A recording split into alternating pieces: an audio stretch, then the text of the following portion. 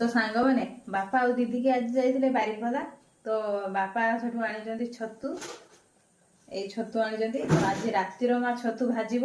छतु भाजा सांगे मोर पखाड़ आज उड़ो तो माँ को लेकिन देदेवा छतु माँ कहवा भाजी देते तो भाजी सारिक मुझे पखाड़ जो खामी मुझे आपको देखी पखाड़ सांगे आलू मो माँ थोड़े बिकाड़ा आज पुड़ी चुली लगिकी आपको यही रहा आलू पोड़ा आलू चटुणी आ छतु भाजा आज उड़ो माँ ने छतु ने आज भाज रातिर आज पखाड़ मु खामी है भाजी दबू है भाजी दबू हाँ भाजी तो ये मो माँ छतु भाजी सारानी छतु भाजा होगा ना माँ तो सांग मैंने एवं ना रात 8टा होगलानी तो मुझे सबुदिन रात 8टा बेलू खाए तो माँ भी तो छतु भाजा कर दी आपण मैंने देखले तो चलतु खाଇବା पखाड़ तो सांग मैंने ये रहा पखाड़ ये रहा छतु भजा देखुन तो केते सुंदर देखा आउ ये रहा आलू पोड़ा चटनी तो मो रातिर पखाड़टा आज उड़ीला पूरा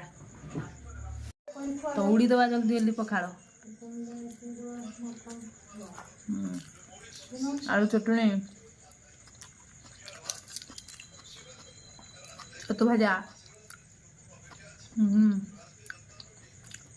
पूरा टेस्टी।